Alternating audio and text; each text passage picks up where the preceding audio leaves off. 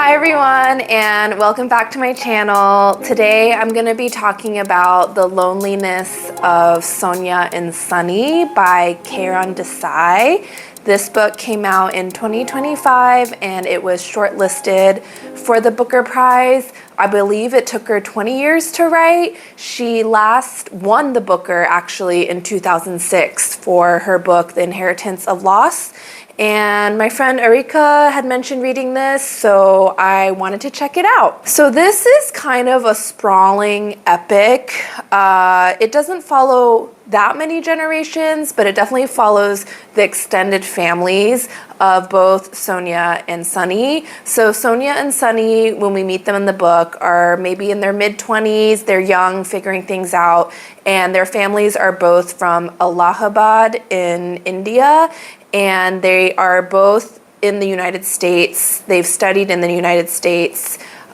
Sonia wants to be a writer, and Sunny is a stringer, or I guess like a reporter for the Associated Press. This book is 700 pages, and I do think Desai meant for it to be a kind of romantic epic, but Sonia and Sunny don't meet each other until like page 200, page 233 to be exact on my Kindle.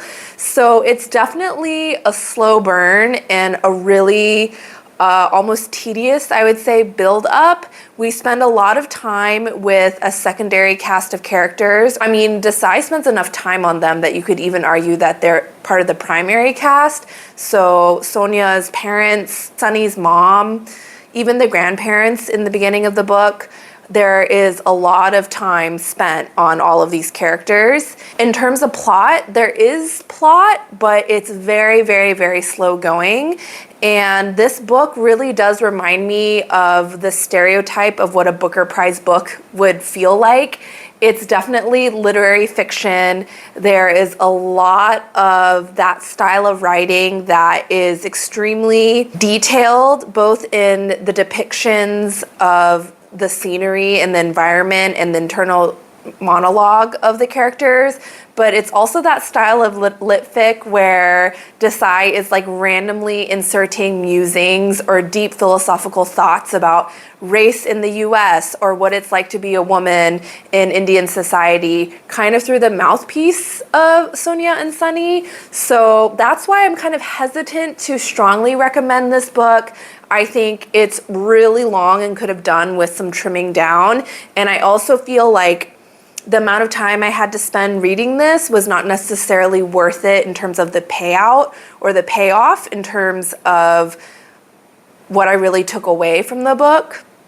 So that's kind of my overall feeling right now. This is the kind of book that kind of turns people off of literary fiction just because it just feels really overworked and overwrought, and I don't know if it does enough to warrant the length. You know what I mean? Like, you really have to respect your reader's time and attention. If I'm gonna spend so much time reading a book, I want the payout and the overall effect to be worth it. Having said that, I did think there were some interesting ideas in the book. I think the book really could have benefited from a more laser focus on Sonia and Sunny, and I kind of get what Desai was trying to do. I think she was trying to really paint a picture of how you don't really just show up as your individual self. Like, we're all connected to a very complex and sometimes toxic web of family relationships, even people that you don't know that well. If your family has a relationship with that family, like this tangled and complex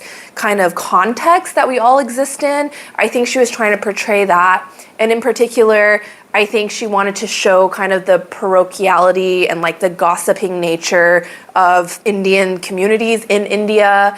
There's a lot of really in-depth scenes depicting like family life and how the Indian characters like treat their servants and how the parents nag, and kind of this overall context of what it means to come from an Indian family. I feel like that was one of her goals. And then I also think that she used Sonia and Sunny to present some interesting ideas that I found interesting personally. So for example, Sunny, I think, really spends a lot of time grappling with what it means to be a post-colonial subject, what it means to be like young and bright in India. But then of course, going to the United States, he lives in Brooklyn, really navigating his racial identity and what it means to be brown in the United States. And there were some really interesting quotes, I think, as Sunny navigated this. He talks about having to just remove himself from this trap of US, India, India, US, and to find a third way and to kind of like make up his own jazz and chart his own path, which I thought was really interesting because he does spend a lot of time thinking about maybe like a little bit of an inferiority complex that he has as an Indian in the United States. He does get his green card, but I think he really goes through that typical immigrant experience of not feeling like you belong or feeling like your acceptance is conditional. And then he's also quite political and critical of the United States government. And I think a lot of his musings on that and how to navigate that was really interesting. And then for Sonia, what I really like about Sonia's storyline is, I mean, the whole idea is that Sonia is lonely in the US, and so she goes back to India, and actually Sonia's family tries to arrange a marriage or set her up with Sunny, but it never really succeeds. So that whole premise of Sonia being lonely, she has a couple of interesting quotes where she talks about living in the US, to be an individual means to do things alone. And I think Desai, the author, does make some interesting points around the extreme individualism of the United States versus the kind of inherent communal existence of Asian cultures, but in this case in India. And there's like downsides to both. I think in the US, we can see through the characters, like both Sunny and Sonia kind of feel alienated. But then that's also tied to like freedom to some extent, and it's definitely tied to success, and their parents have sent them to the US because they view that as success. And then being in India, maybe there's comfort in having that support system around you, and you can always fall back on it, which actually Sunny does fall back on it when his scholarship is discontinued, so he has to ask his family for money, and it's actually like black money, but he like turns the other eye.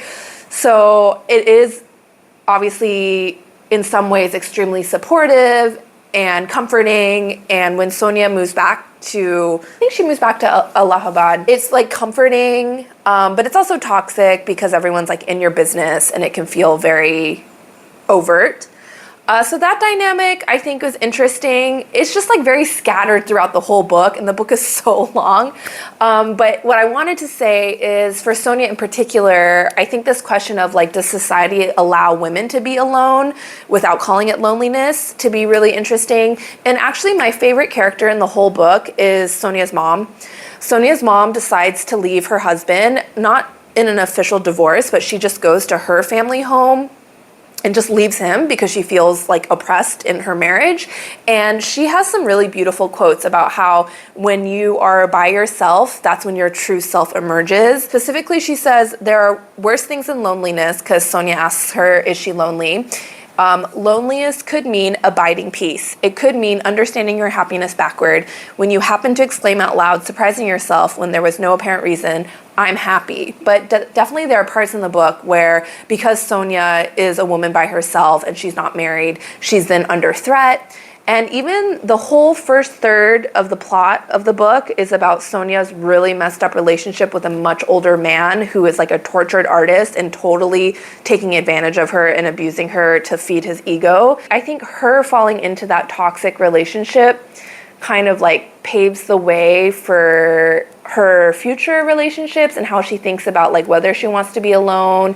And yeah, I don't know if there's anything fully baked there, but it's definitely a very messed up relationship. And then, yeah, I think in general, we get a little bit of these threads around the idea of we should question whether loneliness is the result of being alone, or can you be alone and be happy, especially as a woman? I mean, of course, the answer is yes.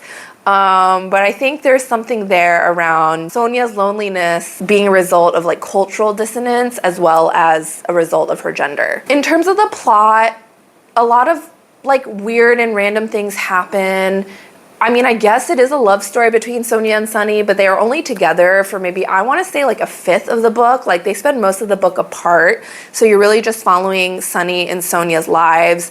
Sonia has that messed up relationship and then she moves back to Allahabad and then she's with her father. She also writes some short pieces. She goes to Goa and there's this whole part that takes place in Goa along with Babita, who is Sunny's mother, because they both happen to be in Goa.